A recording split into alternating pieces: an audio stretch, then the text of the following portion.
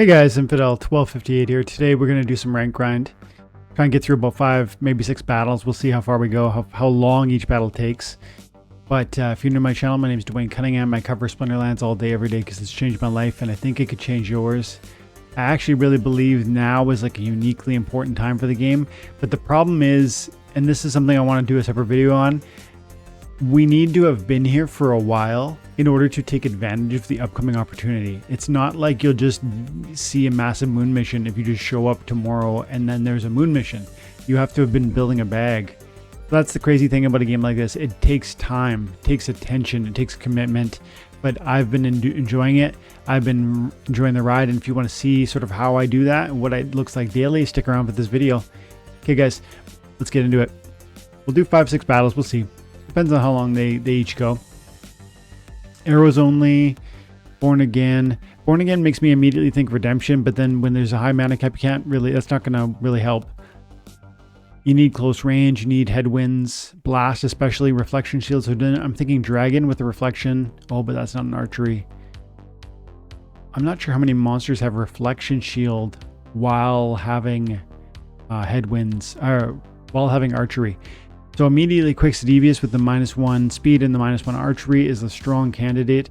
Also, I could go Contested Lament, but I could go Devious with the black and get the double headwind anyway, or get the headwind anyways. But we start by going this way, and we're going to go over here. We're going to specifically search headwind. I got one option over here. I need to level that card up, by the way. That's a good card. I need to level that card. With card prices having dipped recently, I really need to focus in on getting some key cards leveled up. Really, no headwinds over there. I know there's one in the death team. Look, this is a solid pick because I got 1 headwinds, 2 headwinds, 3 headwinds. And this is getting a main tank with close range. So this is a very strong candidate. Now, it's only a level 5. It goes up to level 8. This is I am woefully under leveled here. Now I need a reflection shield in the second spot because I'm going to expect blast damage. I have a reflection shield with the Runic Skyclaw. I think he's my only one. Yep. If I had a tank heal, I'd want it, but there is no tank heal. Right? Nope. But there is protect. So we can juice up my tank by adding a little armor. Ooh, double protect. We definitely want that. Even though these are not the strongest contributors, the protect is meaningful. And now I want to put the Tower Griffin in front of the Soulstorm has to be protected because it's got one of my headwinds. Now, this is interesting in the front line. Maybe. No.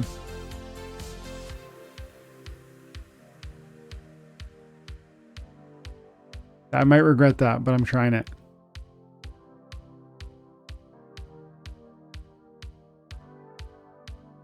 He's got a lot more high damage monsters. Lava Launcher, Countess, even Tinderlock. But I'm triple headwinding, right? So that's meaningful. Really, really meaningful. Let's see how it goes. I'm a little nervous about the scatter shot because if we come in here and start nuking the Soulstorm, we do get hurt. But I've got double protect, so even my Soulstorm should have far more resiliency than you first would think. I like this play. I've played this a couple times with the headwinds, or sorry, with the going the distance. I'm very commonly looking for this play. And if not with this summoner, then I'm going for that death summoner that I mentioned earlier. Not everybody has the Soulstorm card. This is a very exceptional card with the headwinds and the stun. So it's a huge damage dealer with a 4 bomb, plus it got the speed, plus it got the headwinds, plus it got the stun. It's an amazing play for this context. It looks like I'm going to win this handily, but there's still room for surprises because we've still got rebirth on every single card. Ooh, double deletion and a big stun and yeah, we got this one. See, all these ones, it's just too little. It's too much nerfing. Yeah, he's fast. Yeah, he's, got a lot of hit points, but it just doesn't matter. I still have a 3 bomb. I have a 3 bomb. I have a lot of hit points. They haven't even scratched the surface on my tank. I actually need to check and see how much Queen of Crows is, because this might be the time. If there is a time to make this happen, I suspect the time is right now. You know what? Let's finish this one's over. He didn't. I don't even know if he took out one of my guys. The double protect was a strong play, and the giant kill. The giant kill on the Tinderlock 10 bomb. Boom. Okay. So let's go have a peek and see what Queen of Crows is going for. I have some money, and plus crypto is pumping a little. I could afford to probably have some fun here. Queen. 80 cents though, dude. 80 cents, and I need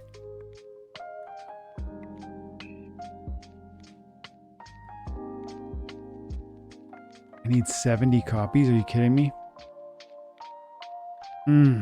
Ouch. It's not cheap.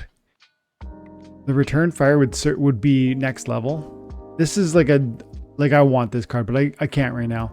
If there was, you know, the exact number of BCX I need to level up to max, or even to like the next level, I probably would.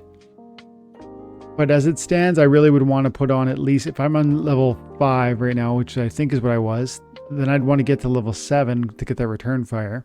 And that's another 45 BCX, which is, you know, $40 US, which is half my DEC. So no thanks. Interesting, but not today. Okay, let's keep going. Stampede. Are you not entertained? Close range. The Stampede's irrelevant. Gladiators. So where are my best archery gladiators? That's where the question is.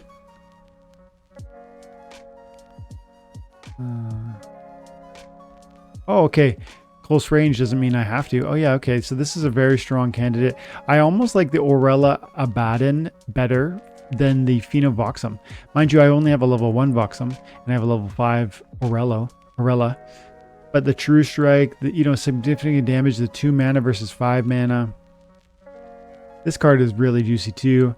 If you're going slow, you know, this combo is great. Chimney with the Grim. Anyways, I gotta look at my. Oh, I really like the blue team. You know what? If we can do melee, we gotta go with this, and we gotta bring out her, and then we gotta bring out him, and then we gotta probably Noah. I like that a lot. Now, if he goes magic, he probably hits me. I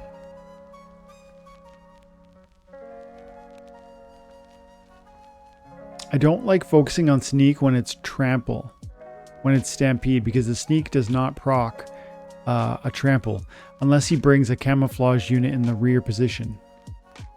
I think we got to bring Merdali. I think we bring. This could work.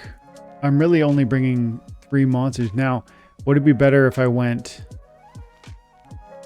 the Bakjira and lose the Chaos Agent? Probably. Is that, what's the the heal is probably too worth it. Eesh, hard decision. Yeah.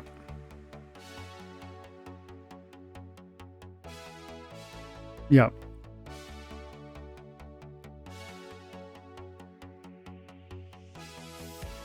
He's got a Dispel here. Oh, he's got a max level Musa. Gold foil Musa. Good for you. I'm going to need to see some procs on my opportunities here or I'm in trouble. Well, I only really have the one, but you know what I mean.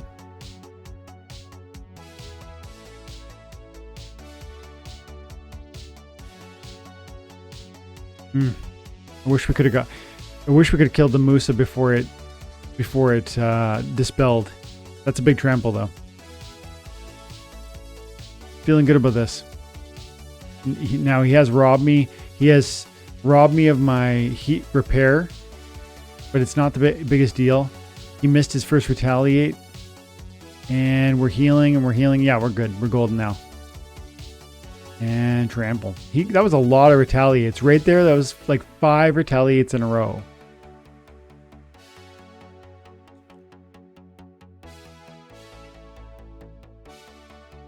The Murdali Guardian was integral for holding up the Bakjira after those stuns. Plus the tramples worked. His positioning of his hit points was not optimal. If you put any of your targets in the center, in a trample specific, in a stampede. Oh, guy from Ajax. Apologies, my dude. But that Musa in that position lent to trampling. You want to keep the lowest hit points at the outskirts in case. Well, you didn't know I was going to do a melee. I guess that's the other thing. But I think given that blue was available, given that you picked blue Possibilis, I get the feeling you should have. That is the one error. If you put Musa, if you put Musa in the 5th spot and you put Torrent in the 6th spot, I think it's possible that goes differently, because the Musa doesn't die and its magic is helping, and then Igor doesn't die as quickly, which means you can stun my Bakjira, which probably lets you pull down the Bakjira. I don't know. Hard to say. Okay, going the distance again. In this context, we got to go Sloan and then reach out for the last stander. Now, it's not the only path, but this is a strong card that not everybody has. And of course, with Sloan amping it up. Alternatives to this would be like just going boom, right? You just throw out. Everything hits is the problem. See, if I don't go this way, I go boom, boom, boom. And then this is a redemption tank. And maybe I go like this. And then I have kind of 2 tanks. And I'm doing, now the halfling is never going to fire, but it has a redemption. The Tower Griffin is providing armor, so we have 5 armor on the halfling, I think it is, because the armored up plus the armor I'm dropping. This is, and I'm doing 6 damage. This is probably the better play. If he brings a Dispel, like if he goes Venari Crystalsmith and I bring my last stander, we're done. It's all going to depend if the flight and speed keep them. But I have a flyer. No, we should be good.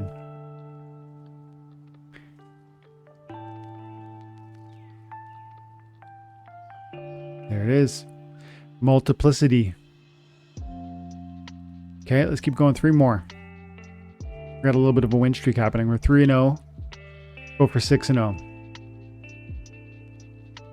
I'm 6.5 days left in the season, and I'm theoretically, you know, I feel confident I'll have no problem cruising into champion if I want, but I really want to strive for the best diamond position I can.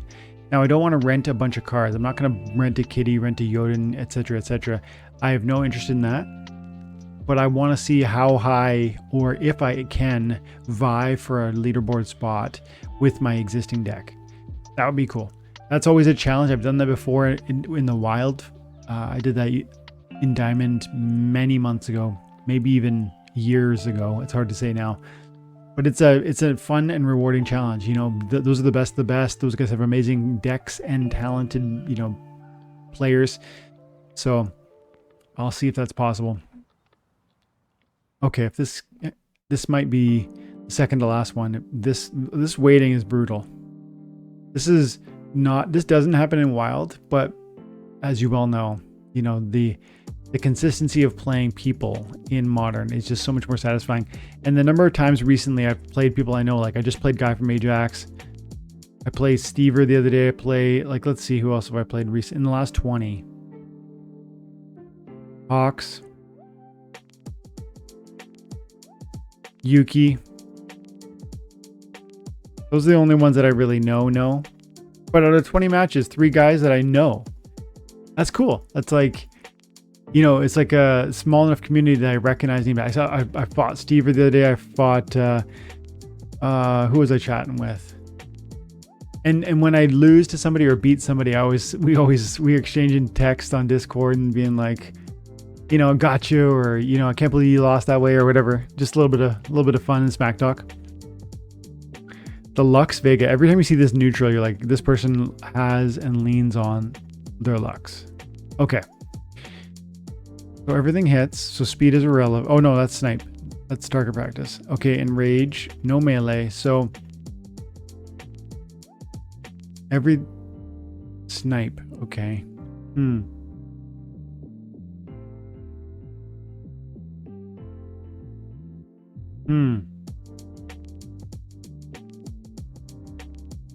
I think I want to.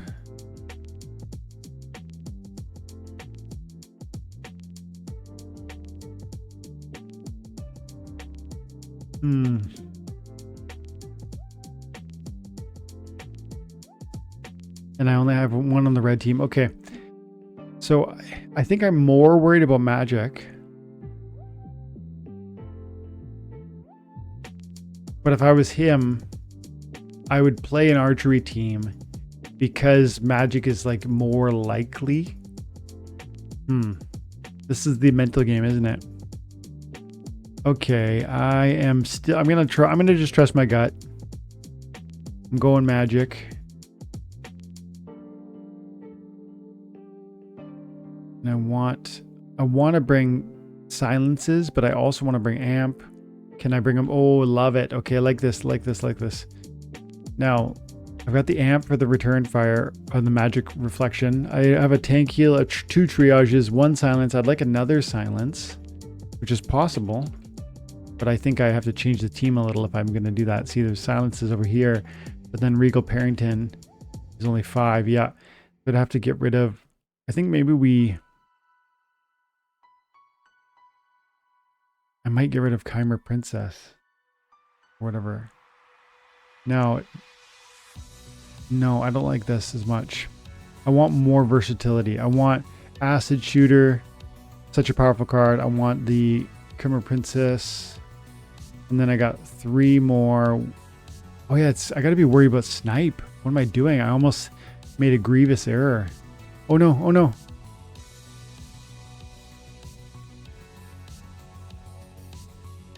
Okay.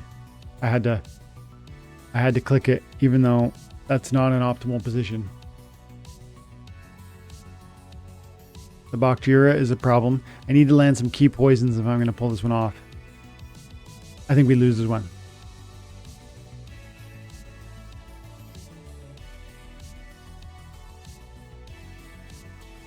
I'm glad we brought up Rust, because he was going to protect. He nerfed me pretty abundantly. That's a huge poison on turn 1.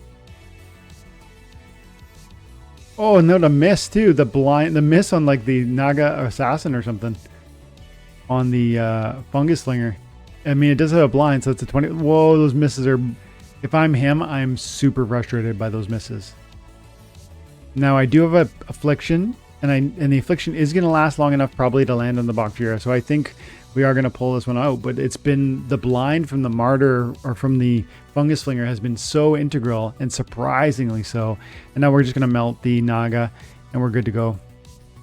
Because even though he's got the heals, we've got the Affliction, and that's that. Just gotta, there it is. And now it's just a matter of chopping down the tree. Okay, we'll do one more battle. And that was a 36 RP. Okay, one more battle. And that's... Okay, 46 mana. Okay, poison, resurrect. So resurrect means that the poison is going to be relevant in the second round. I'm tempted to do... I love doing scavenge in the noxious fumes. Because it definitely helps you stay alive longer. Plus, scavenge is so overpowered with Born Again. Okay, so that means we probably want to lean purple. I want to see what my options are over here. Okay, couple choices. More choices. And one more choice. Okay, so I want boom, boom, boom, boom. Now, you need to bring... This is pretty tempting.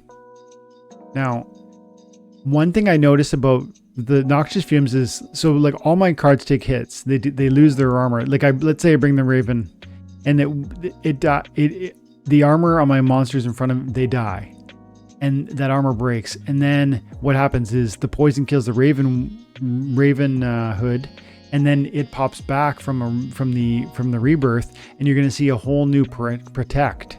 So it's actually really juicy to have protect out there, because it's actually going to be a renewing of my armor in like the late game, unless he's leaning into magic, which is possible. This will potentially really work, especially with the headwinds over here and the evasiveness.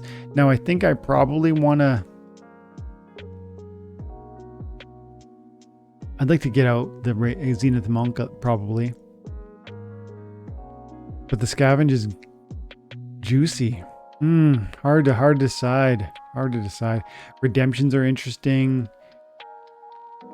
Blind is interesting. Life leech. Tough. Ghost. Morrow's Ghost could be a really key front line because it's going to respawn with 7 new armor. Even if they melt it in the front line. That's oof. I'm running out of time here. I'm gonna go this way. I'm just betting. I'm betting on archery. I've got the Quixodevious. Okay, good. He didn't lean into magic. So I've got right here. I've got headwinds. I got another headwinds, which means we're nerfing this, and we're nerfing this. Yeah, I didn't bring any martyrs, and I did want to think about that, but I prefer having brought the protects. Now, it might have been thoughtful to go, instead of the parasitic growth, to drop, like, for instance, the Venari Marks Rat right in the middle there, or right there, or lose one of these protects and put it right there. But watch what happens, because these guys are going to protect, and then they're going to fall, and then they're going to re-protect when they rebirth, which is, I think, going to turn the tides for me. Even though I'm doing very little damage from my archery, it's these guys, he didn't bring demoralize. So watch, they are gonna kill the Tower Griffin. They just ate 4 armor on the Tower Griffin, but it's gonna rebirth next round, and they'll get 4 new armor, and it drops new armor on the teammates if they've broken.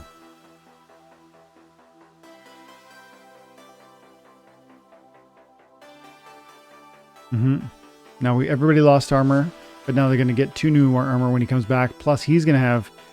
Okay, just 2. I wasn't sure if he'd get the Raven Hood's armor again.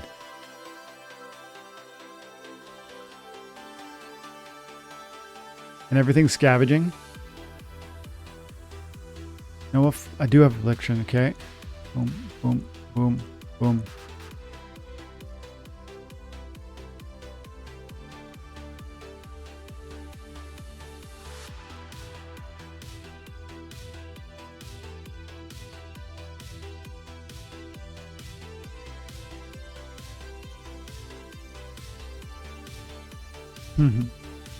All those scavenges. He's got 1 scavenge he's enjoying, but I've got 4. 4 new hit points every time somebody dies, and the Noxious Fumes is killing something every turn almost. Plus there's just the attrition of the battle. Look at those hit points just stacking.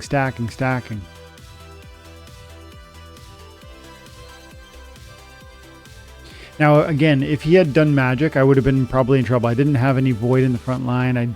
I really focused on evasiveness from physical attack and headwinds with my summoner and with my tank having flight and headwinds. That's annoying. But I think we're still okay. Now he does have a huge meat shield, but because we have a poison and as long as we get a poison quickly and he doesn't do too many backfires, okay, that's a huge land actually. The maggots hit and they probably shouldn't have. He had a huge chance to avoid, 65% chance to dodge me, and he didn't. Now I'd love to see a poison here. Come on, no poison means it's just. Wow, the no poison for 3 rounds straight. Now is it okay? Oh, and they are going to kill the maggots. Oh, at least the maggot comes back. the poison, dude, 4 or 5 rounds before the poison finally landed.